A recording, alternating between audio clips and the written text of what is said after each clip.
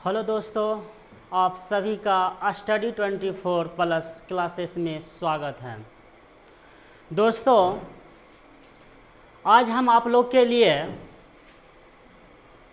Physics का 15 important question जो आपके एनटीपीसी और ग्रुप डी में दिखेगा, तो वो क्वेश्चन आज हम आप लोग के लिए करने जा रहे हैं। आप ध्यान से सुनिएगा, यदि आप जानते हैं तो उसका आंसर भी दीजिएगा। मेरे दोस्त, एनटीपीसी और ग्रुप डी दोनों के लिए फ़ायदा करने वाला है ये फिजिक्स। हम 15 क्वेश्चन लेके आए हैं, आप बने रहिए और क्वेश्चन नंबर फर्स्ट आप ध्यान से देखिए। यदि आप जानते हैं तो उसका आंसर आप ज़रूर दीजिएगा। तो पहला क्वेश्चन हम लोग करते हैं। यहाँ पे पहला क्वेश्चन है, एक नदी में चलता हुआ जहाज समुद्र में आता है, तब जहाज क्या होता है? मतलब क्या? तो यहाँ पे देखिए क्या कह रहा है, एक नदी में चलता हुआ जहाज जब समुद्र में आता है तब जहाज में क्या होता है? तो ध्यान से सुनिएगा, 1-2 सेकंड आप दिमाग लगाइए, क्या होगा को इसका आंसर। तो देखिए यहाँ पे आपका यहाँ पे दे क्या होगा, जहाज का स्तर पहले जितना होगा थोड़ा ऊपर आएगा, ऊपर या नीचे होगा, थोड़ा नीचे आएगा। तो इसका राइट आंसर है थोड़ा ऊपर आएगा। ऐसा क्यों, थोड़ा समझिए। बोला है यहाँ पे नदी, एक नदी में चलता हुआ जहाज जब समुद्र में आता है तब जहाज उसका लेवल कहाँ जाता है, ऊपर या नीचे? तो मेरे दोस्त आप ध्यान से देखिएगा कि जब नाव या जहाज नदी में तैर रहा होता है और उस नाव को जब समुद्र में रखा जाए तो आपको ये ज्ञात होना चाहिए कि समुद्र का जो घनत्व है ना, नदी के घनत्व से ज़्यादा है। इसीलिए जब नदी में रहता है, जब वो आके समुद्र में आ जाता है तो उसका लेवल हल्का उठा हुआ प्रतीत होता है। क्यों? यानी समुद्र के जल का घनत्व अधिक होता है, समुद्र के जल का घनत्व अधिक होता है। इसलिए मेरे दोस्त इसका राइट आंसर क्या होगा, थोड़ा ऊपर आएगा। यानी घनत्व ज़्यादा होगा तो थोड़ा ऊपर आएगा।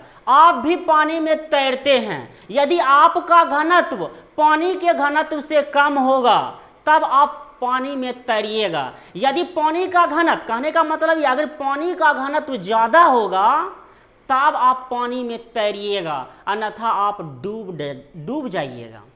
तो ठीक है मेरे दोस्त, इसका राइट आंसर क्या होगा, थोड़ा ऊपर आएगा। एक नदी में चलता हुआ जहाज समुद्र में आता है तब जहाज क्या होगा, थोड़ा ऊपर आ जाएगा। मेरे दोस्त आप समझ गए होंगे। हम आगे बढ़ते। क्वेश्चन नंबर 2 देखिए यहाँ पे क्या कह रहा है, थोड़ा ध्यान से देखिएगा क्या कह रहा है।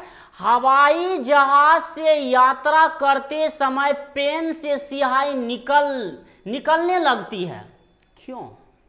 आपका ऑप्शन दिया गया है, वायु दाब में कमी के कारण, वायु दाब में वृद्धि के कारण, स्याही के आयतन में वृद्धि के कारण, अधिक भार के कारण। तो आप तुरंत 2 सेकंड में आंसर बोलिएगा, इसका राइट आंसर क्या होगा।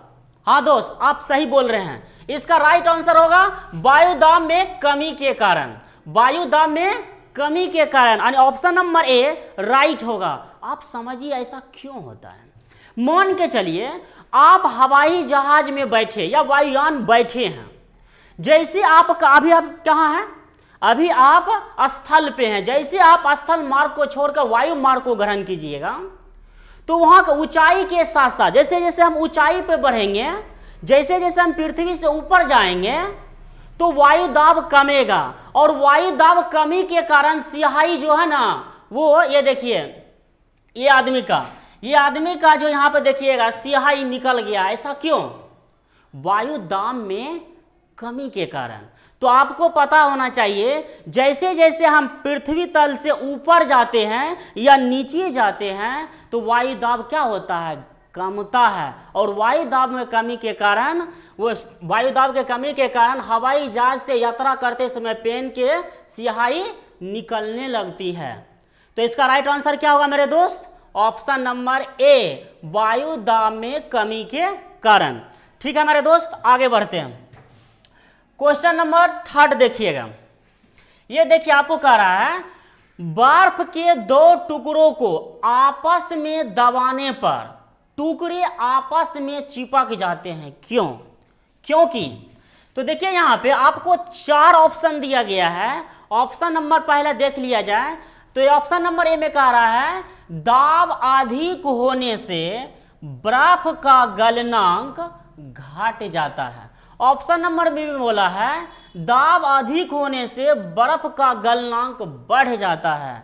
ऑप्शन नंबर सी में कहा है दाब अधिक होने से बर्फ का गलनांक पहले घटता है फिर बढ़ता है। ऑप्शन नंबर 4 में बोला है दाब एवं गलनांक में कोई संबंध नहीं है।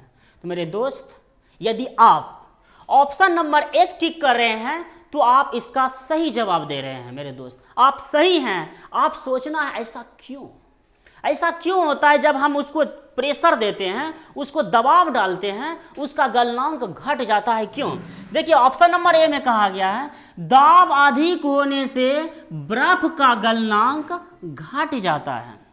जब आप किसी चीज पे प्रेशर दीजिएगा तो उसका क्वथनांक बढ़ेगा। जैसे क्वथनांक बढ़ेगा गलनांक बिंदु घटेगा, ये गलनांक बिंदु घटेगा। तो आपको यहाँ मान चलिए बर्फ है, ये बर्फ का सिल्ली है, समझे? इसको हम दोनों बगल से दबाएंगे, इसका तापमान क्या होगा? बढ़ेगा। जैसे बढ़ेगा इसका गलनांक बिंदु क्या होगा? घट जाएगा। यही है जिस पे आप किसी चीज पे प्रेशर देते हैं। यदि आपको मान चलिए आपको रगड़ देंगे, आपके मतलब किसी को आप रगड़ देते हैं तो देखते हैं क्या है, उसमें क्या होता है, एक एनर्जी निकलता है, उष्मा निकलता है। उसमें देखते हैं क्या, उसमें एनर्जी जैसे निकलता है तो मतलब इसका क्वथनांक बढ़ेगा तो गलनांक बिंदु घटेगा। तो इसका राइट आंसर क्या होगा मेरे दोस्त? दाब अधिक होने से बर्फ का गलनांक घट जाएगा। ठीक है मेरे दोस्त, आगे बढ़ते हैं। तो ये देखिए क्वेश्चन नंबर 4 में बोला है प्रेशर कुकर में सब्जियां जल्दी पकाई जा सकती है क्योंकि आपको 4 ऑप्शन दिया गया है, आप इसका सही आंसर चुने। तो देखिए ऑप्शन नंबर 1 में बोला है सब्जियों को पानी की अपेक्षा भाप जल्दी उबाल सकती है। ऑप्शन नंबर बी आप ध्यान से देखिएगा, दाब बढ़ जाने से क्वथनांक बढ़ जाता है। और ऑप्शन नंबर सी में देखिएगा उच्च दाब क्वथनांक को कम कर देता है। और ऑप्शन नंबर डी में दिया है कोई नहीं। मेरे दोस्त यदि आप ऑप्शन नंबर बी टिक कर रहे हैं तो आप सही हैं, आप राइट आंसर दे रहे हैं। आप ये दिमाग लगाना ऐसा क्यों? जस्ट अभी इसके पिछले वाला क्वेश्चन में हम बोले थे। तो देखिए यहाँ पे क्या करा, प्रेशर कुकर में सब्जियां जल्दी पकाई जा सकती है। आप खाना बनाते होंगे कढ़ाई में, थोड़ा लेट से बनता है खाना, ऐसा क्यों? जब वही चीज को जब प्रेशर कुकर में बनाते हैं जल्दी पक जाता है, ऐसा क्यों? मेरे दोस्त ये राइट आंसर क्या हो रहा है यहाँ पे, दाब बढ़ जाने से क्वथनांक बढ़ जाता है। दाब बढ़ जाने से क्वथनांक बढ़ेगा, इसका क्या अर्थ होता है? मतलब क्या, यदि हम दाब बढ़ाएंगे तो क्या क्वथनांक बढ़ेगा, क्वथनांक बढ़ेगा मतलब क्या, तापमान बढ़ेगा, तापमान बढ़ेगा मतलब खाना जल्दी बनेगा। मतलब यही है, तापमान बढ़ा खाना जल्दी पका। ठीक, यानी दाब बढ़ाएंगे तो क्वथनांक क्या होगा, बढ़ जाएगा। तो मेरा राइट आंसर क्या हो जाएगा, ऑप्शन नंबर बी, यानी दाब बढ़ जाने से क्वथनांक बढ़ जाता है। ठीक है मेरे दोस्त, आगे बढ़ते हैं। क्वेश्चन नंबर आगे देखा जाए। देखिए ये दूध से क्रीम को अलग कर लिया जाए तो दूध का घनत्व क्या होगा? तो आपको 4 ऑप्शन दिया गया है। ऑप्शन नंबर 1 में होता है दूध का घनत्व कम हो जाता है, ऑप्शन नंबर 2 में वही रहता है, ऑप्शन नंबर सी बढ़ जाता है, ऑप्शन नंबर डी में दिया कोई नहीं। मेरे दोस्त ये आपका दिया गया है, देखिए मान के लिए ये वाला आप देखते होंगे दूध का जो निकलता है क्रीम, तो देखते होंगे कि एक भाग गाढ़ा निकल रहा है, मतलब ये क्रीम जो है ना ये माल सब इधर आ रहा है और इधर जो है ना छुच्छे दूध पानी तरह हो रहा है। ये चीज आप ध्यान से देखिए, मतलब क्या ये गाढ़ा हो रहा है, इसका मतलब क्या आंसर मारिएगा आप, क्या मार रहेगा, क्या बोलिएगा, कम हो जाता है क्योंकि ये पानी हो रहा है। नहीं मेरे दोस्त, अगर आप मार रहे हैं कि कम हो जाता है तो आपका आंसर गलती होगा। तो आपका सही आंसर क्या होगा, क्या यदि दूध से क्रीम को अलग कर लिया जाए तो दूध का घनत्व क्या हो जाएगा, बढ़ जाएगा। आपको याद रखना है दूध क्रीम जब निकलता है तो कम नहीं होता है, बढ़ जाता है। याद रहे क्वेश्चन, इस पे एक और क्वेश्चन बोलता है कि यदि दूध से क्रीम निकाल लिया जाए तो बताइए क्या मतलब क्या, किस बल का कौन सा बल इस पे काम कर रहा है, कौन सा बल काम कर रहा है। मेरे दोस्त एक सही आंसर होगा उसका क्या, अपकेंद्री बल, यानी दूध से क्रीम निकालना कौन सा बल, अपकेंद्री बल लग रहा है। कौन बल लग रहा है, अपकेंद्री बल। कौन बल कर रहा है उसमें काम, अपकेंद्री बल कर रहा है। बाल सुखाने वाली मशीन अपकेंद्री बल पे काम करता है, नहीं है, बाल सुखाने वाली मशीन अपकेंद्री बल पे काम करता है। दूध से क्रीम जब निकाल लेते हैं तो दूध का क्या होता है, घनत्व बढ़ जाता है। और दूध निकालने वाली क्रीम किस सिद्धांत पे काम करता है, अपकेंद्री बल के सिद्धांत पे काम करता है। ठीक है मेरे दोस्त, आगे बढ़ते हैं। ये देखिए क्वेश्चन नंबर 6 कह रहा है यदि सरल लोलक की लंबाई को 4% बढ़ा दी जाए तो उसका आवर्त काल क्या हुआ। सरल लोलक, मेरे दोस्त आप समझ रहे होंगे सरल लोलक, आप एक बात बताइए, आप एक फॉर्मूला पढ़ेंगे सरल लोलक का आवर्त काल, यानी सरल लोलक का आवर्त काल कैपिटल टी बराबर आप पढ़े होंगे 2 pi root under L by g. ये जरूर आप पढ़े होंगे मेरे दोस्त। अब आपको क्या कह रहा है, ये यहां पे आपको समझना होगा, L किया है लंबाई है, G किया है गुरुत्वीय त्वरण है, छोटी g का मान क्या होता है 9.8 मीटर पर सेकंड स्क्वायर होता है। आपको L यानी T का डायरेक्ट संबंध दिया गया आपसे क्या, रूट अंडर L से, L से मतलब रखना है अभी। ठीक है मेरे दोस्त, अब आपको क्या कह रहा है थोड़ा ध्यान से देखिएगा, यदि सरल लोलक की लंबाई मतलब L को 4% बढ़ा दिया जाए, 4% बढ़ा दिया जाए तो कह रहा है बताइए लोलक का आवर्त काल क्या होगा। तो बताइए 4% का रूट कितना निकल के आएगा जी, 2%। तो सरल लोलक का आवर्त काल कितना हो जाएगा, 2% बढ़ जाएगा। यानी T बराबर, याद रखिएगा बहुत अति महत्वपूर्ण सूत्र है ये, इस पर क्वेश्चन आएगा, ये घुमा घुमा के आता है। जब एक सरल लोला को चंद्रमा पे ले जाया जाए तो क्या होगा, एक सरल लोला को जब ये शून्य में लिया जाए तो क्या होगा, मतलब आपको इस पे बदल बदल के क्वेश्चन आता है, इसलिए इस चीज को आप ध्यान में रखिएगा। यानी इसका राइट आंसर क्या हो जाएगा 4%। यानी सरल लोला की लंबाई यदि 4% बढ़ा दी जाए, 4% का रूट 2%, यानी 2% क्या हो जाएगा, बढ़ जाएगा। क्या हो जाएगा, 2% बढ़ जाएगा। ठीक है मेरे दोस्त, आगे बढ़ते हैं। देखिए क्वेश्चन नंबर 7, आप ध्यान से देखिए, यदि आप इसका आंसर जानते हैं तो आप देने का प्रयास करें। कह रहा है यदि किसी पिंड के संवेग को 50% बढ़ा दिया जाए, संवेग P बराबर mv, P बराबर mv, कह रहा है यदि किसी पिंड के संवेग को 50% बढ़ा दिया जाए तो गतिज ऊर्जा का मान क्या होगा। तो मेरे दोस्त आप जानते हैं P बराबर होता है mv होता है, और गतिज ऊर्जा बराबर आप जानते हैं, गतिज ऊर्जा बराबर आप जानते हैं, गतिज ऊर्जा बराबर आप जानते हैं हाफ mv²। तो ध्यान दीजिएगा मेरे, mv² होता है, तो आपको देखिए v यहाँ पे mv दिया है, इसका मतलब है mv गुना mv। तो मतलब हमको सिर्फ भी से मतलब क्या है, संवेग को कह रहा है 50% बढ़ा दिया जाए। यदि इसमें 50% बढ़ा दिया जाए, इसमें भी 50% बढ़ा दिया जाए, तो आप मैथमेटिकल फॉर्मूला में पढ़े होंगे ए बी फार्मूला। तो आप जानते होंगे मेरे दोस्त ए बी फार्मूला कहाँ लगता है और कहाँ नहीं लगता है। हम अपने क्लास में बताते हैं कि ए बी फार्मूला, चलो ए बी फार्मूला होता है, इसका यूज कहाँ पे होगा, कैसे इसका यूज करेंगे। तो यहाँ पे देखिए हम लोग आज से आप कान खोल के सुन लीजिए कैसे इसका प्रयोग करेंगे। जब दो चीज आपस में गुना के रूप में हो तो वहाँ ए बी फार्मूला लगाएंगे, ठीक है। जब दो चीज आपस में गुना के रूप में हो तो वहाँ ए बी फार्मूला लगाएंगे। अथवा मैथमेटिकल में थोड़ा आते हैं मेरे दोस्त, वहाँ पे यदि छूट पे छूट, बट्टा पे बट्टा, या लाभ पे लाभ, हानि पे हानि, या लगातार उस पे टैक्स, तो वहाँ ए बी फार्मूला लगाते हैं। तो यहाँ पे आपका दो चीज गुना के रूप में है तो क्या हो जाएगा, ए बी फार्मूला। तो 50% वृद्धि कर रहा है, 50% plus 50% plus A B formula का मतलब दो दा जोड़े दो दा गुणन करेंगे, प्लस गुना प्लस प्लस 50 गुना 50। तो आप डायरेक्ट लिख सकते हैं 5 5 25 यानी 25 पे 00 बट्टा कितना होता है, 100 होता है। तो यहाँ पे आप बता सकते हैं 00 यानी 50 50 100 25 125% क्या हो जाएगा, वृद्धि हो जाएगा। 125% क्या हो जाएगा, वृद्धि होगा। तो देखिए यहाँ पे आपका दोस्त 125% घट जाएगा भी है। यदि यहाँ माइनस यानी कमी कहता ना तो आंसर ये आता जरूर, ये आपका नहीं, आंसर नहीं आता क्योंकि आपका घट जाता है, यहाँ पे 75 आ जाता।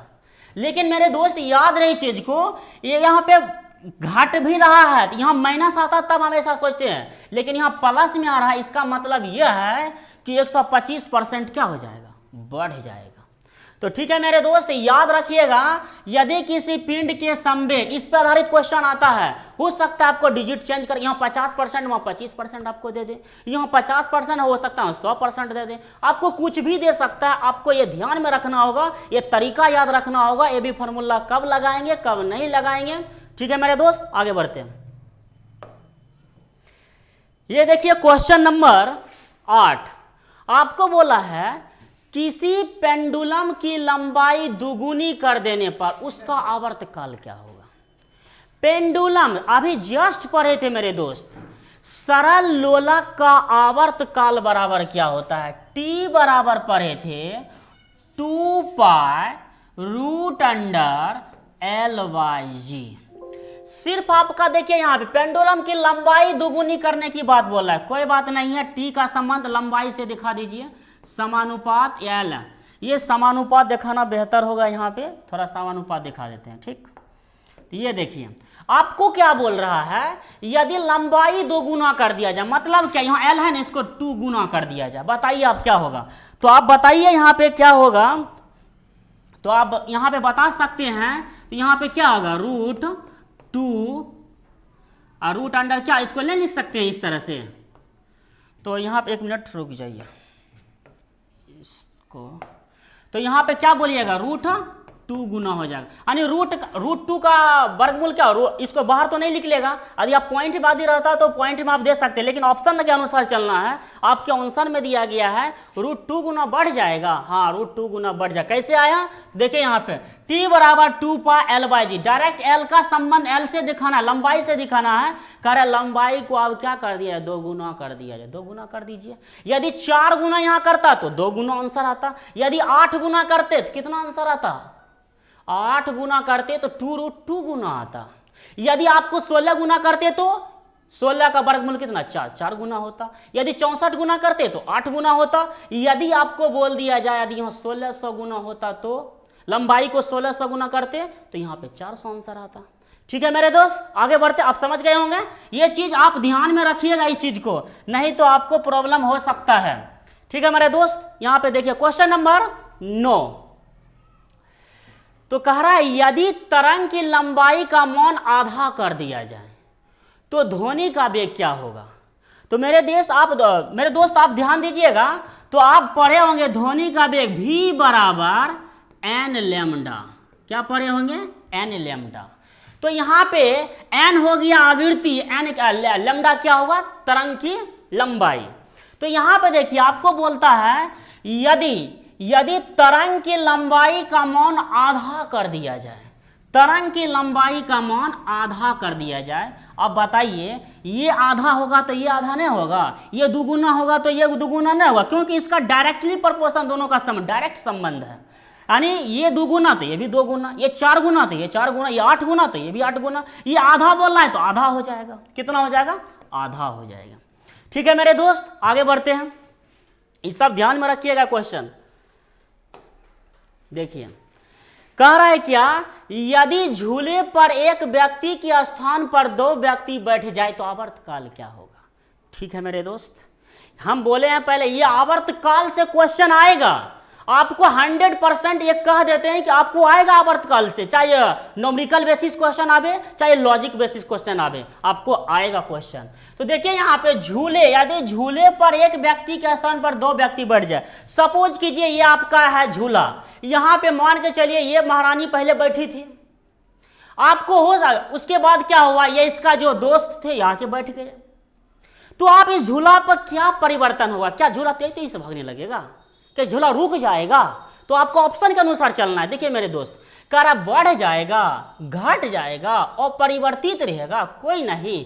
तो आपका एक कॉन्सेप्ट अभी जस्ट आपको बोले थे, सरल आवर्तकाल बराबर, सरल लोलक का आवर्तकाल बराबर बोले थे T बराबर 2π√L/g। मेरे दोस्त एक बात बताइए, यहां तो ये नहीं बोल रहा है कि वो खड़ा हो गया 4 गो 6 गो खड़ा हो गया है, या अकेला था वो आया उसके साथ खड़ा हो, ऐसा नहीं बोला है।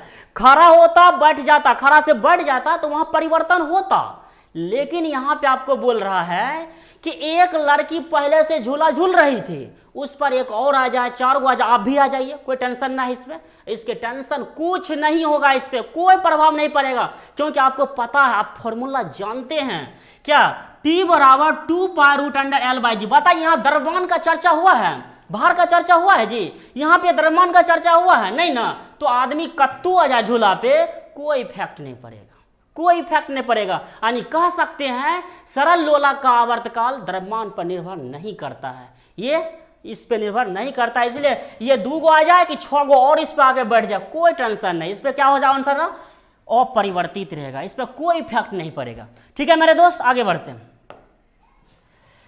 तो देखिए क्वेश्चन है, यदि वस्तु की चाल आधी कर दिया जाए तो गतिज ऊर्जा क्या होगा। तो मेरे दोस्त अभी जस्ट हम लोग पढ़े थे, गतिज ऊर्जा बराबर, याद रखिएगा, डायरेक्ट लग रहा है आपको सिंपल, लेकिन यही सिंपल आपको कंफ्यूजन कर देगा। तो इसलिए मेरे दोस्त आप भूल से भी गलती ना करें, भूल से भी इसको भुलाएं नहीं, क्योंकि आपको पता है बूंद बूंद से घड़ा भरता है। कोई कह देगा ओ सिंपल क्वेश्चन, अरे भाई सिंपल क्वेश्चन लग रहा है ना, आप थोड़ा विद्वान है, थोड़ा चुप रहिए, आप किसी को नहीं जानता उसको छोड़िए ना, उसको सीखने का मौका दीजिए मेरे दोस्त, आप देखिएगा वो आदमी आपके लेवल पे आ जाएगा जरूर मेरे दोस्त। ये देखिए क्वेश्चन, यदि वस्तु की चाल आधी कर दिया जाए तो गतिज ऊर्जा क्या होगा। तो आप पता है गतिज ऊर्जा बराबर सूत्र होता है, गतिज ऊर्जा बराबर सूत्र होता है हाफ mv²। ठीक है मेरे दोस्त, अब कह रहा है यदि वस्तु की चाल आधी कर दिया जाए, भी को आधा, नहीं भी है ना, कह रहा है इसको आधा कर दिया जाए, तो बताइए स्क्वायर तो भी पे है, अगर स्क्वायर इस पे करेंगे तो v² बटा कितना में एक्स्ट्रा आ जाएगा 4, मतलब v² बटा यहाँ पे 4 आके क्या हो जाएगा, बढ़ जाएगा। बताइए ये पार्ट तो पहले से है, ये पार्ट mv² और 1/4 एक्स्ट्रा में आ गया है, तो बोलेंगे ना, तो यदि वस्तु की चाल आधी कर दिया जाए तो गतिज ऊर्जा जो होगा 1/4 हो जाएगा, ऑप्शन नंबर बी आपका राइट आंसर हो जाएगा, ऑप्शन नंबर बी। ठीक है मेरे दोस्त, आगे बढ़ते, ध्यान में रखिएगा क्वेश्चन, हो सकता है यहाँ पे डिजिट बदल के आवे, आपको 6 गुना कर दे, 20 गुना कर दे, कुछ भी कर सकता है, लेकिन आप उसका बेसिक जानिएगा तभी आप क्वेश्चन को हल कर सकिएगा। ठीक है, आगे मेरे दोस्त आगे बढ़ते हैं। तो देखिए यहाँ पे कितना सिंपल, ल्यूमेन किसकी इकाई है। ठीक है मेरे दोस्त, यहाँ पे क्या कर रहा है, ल्यूमेन किसकी इकाई है, ज्योति तीव्रता की, ज्योति फ्लक्स की, शक्ति की, दूरी। मेरे दोस्त एक बात है, ये ज्योति शब्द जो है ना, एक तीव्रता में आता है और ये ज्योति वो फ्लक्स में आता है। तो याद रखिए दोनों में कंफ्यूजन। ज्योति तीव्रता का मात्रक कैंडेला होता है और यहां पे लुमेन दिया है ना, ज्योति फ्लक्स का मात्रक ये हो जाता है लुमेन। तो याद रहे मेरे दोस्त, ज्योति तीव्रता का ऐसा मात्रक कैंडेला होता है और ज्योति फ्लक्स का मात्रक ल्यूमेन होता है। एक होता है प्रतिदीप्ति, प्रतिदीप्ति का मात्रक लक्स भी होता है, फोट भी होता है। एक लक्स बराबर 10⁴ फोट होता है, यानी एक फोट बराबर 10⁴ लक्स बोले, एक फोट बराबर 10⁴ लक्स बोलिए। बोलेगा लक्स किसका मात्रक है? प्रतिदीप्ति का मात्रक। फोट किसका मात्रक है? प्रतिदीप्ति का मात्रक है। तो याद रखिएगा ज्योति तीव्रता मतलब कैंडला, ज्योति तीव्रता कैंडला। आपको बोलेगा ज्योति फ्लक्स मतलब ल्यूमेन, ल्यूमेन। ज्योति फ्लक्स का ऐसा मात्रक क्या होगा? ल्यूमेन। शक्ति का आपको पता है, शक्ति पावर का ऐसा मात्रक वाट होता है और यहां दूरी, दूरी का मात्रक मीटर होता है। ठीक है मेरे दोस्त, आगे बढ़ते हैं। ये देखिए आपका कह रहा है क्वेश्चन नंबर 13, डायनामाइट में मुख्य रूप से पाया जाता है। कभी कभी दोस्त ऐसा पूछ देता है डायनामाइट का खोजकर्ता कौन था? तो डायनामाइट का खोजकर्ता कौन था? तो अल्फ्रेड नोबेल का आप नाम जानते होंगे। अल्फ्रेड नोबेल डायनामाइट के खोज करता है। उसने डायनामाइट का खोज किया और जब वो खोज किया था उससे संबंध में एक लाइन आया था, मौत के सौदागर की मौत, the merchant of death is dead. मौत के सौदागर की मौत, यह उक्ति किससे संबंधित है? तो ये मेरे दोस्त अल्फ्रेड नोबेल से ही संबंधित है। The merchant of death is dead, मौत के सौदागर की मौत, ये उक्ति किससे संबंधित है? अल्फ्रेड नोबेल से संबंधित है। ये डायनामाइट, डायनामाइट के खोजकर्ता कौन थे? अल्फ्रेड नोबेल थे। डायनामाइट में किसका प्रयोग होता है? तो मेरे दोस्त यहाँ पे नाइट्रोग्लिसरीन का प्रयोग किसका होता है? नाइट्रोग्लिसरीन का प्रयोग होता है। ठीक है मेरे दोस्त, आगे देखा जाए। ये देखिए क्या कह रहा है, बर्न, बर्न निम्नलिखित में से किसका मात्रक है? वो बर्न नहीं जो जलता है मेरे दोस्त, ऐसा माइंड से निकाल दीजिए। वो बर्न नहीं, BURN बर्न, जलाना, वो नहीं है। ये बर्न है, थोड़ा होशियारी से, नहीं तो आपको मात दे सकता है ये बर्न। बर्न किसका मात्रक है? बर्न निम्नलिखित में से किसका मात्रक है? तो मेरे दोस्त आप 1 मिनट थोड़ा कुछ सेकंड आप सोचिए। यहाँ पे बर्न, आप क्या तापमान जल रहा है, तापमान मारिएगा ना? नहीं, तापमान नहीं होगा मेरे दोस्त। आप गलती से गलती ना करें मेरे दोस्त, आप इस चीज को समझे। आखिर बर्न दिया है तो बर्न है क्या? तो मेरे दोस्त आप एक चीज याद रखिएगा, एक बर्न बराबर होता, आप खुद से बना दीजिएगा, एक बर्न बराबर होता है 10⁻⁻24 मीटर स्क्वायर। अब बताइए मीटर स्क्वायर किसका मात्रक होता है मेरे दोस्त? हाँ सही पहचाने आपने। बर्न किसका मात्रक होगा? क्षेत्रफल का मात्रक होगा, क्योंकि मीटर स्क्वायर तो क्षेत्रफल का मात्रक होता है। तो option number C is right answer. ठीक है मेरे दोस्त, यानी बर्न किसका मात्रक है? क्षेत्रफल का मात्रक है। एक बर्न बराबर कितना होता है? 10⁻⁻24 मीटर स्क्वायर होता है। ठीक है मेरे दोस्त, आगे बढ़ा जाए। ये देखिए अभी जस्ट हम लाइन बोले थे, मौत के सौदागर की मौत, the merchant of dead is dead, यह संबंधित है किससे? तो आप बोलिए मेरे दोस्त, अब जैसे, हाँ ठीक है, अल्फ्रेड नोबेल, आपका राइट आंसर क्या होगा? Alfred Nobel. तो ध्यान दीजिए मेरे दोस्त, आप जितना भी क्वेश्चन आप देखे हैं, जितना भी क्वेश्चन आप किए हैं मेरे दोस्त, एक ही मेरा मकसद है कि आप कंफ्यूजन ना करें। आपको हम लेवल, आपको चाहिएगा मिक्सिंग क्वेश्चन भी हम ला के दे सकते थे, लेकिन मेरे दोस्त मेरा मन पर्पस था कि फिजिक्स का क्वेश्चन हम करवाएं।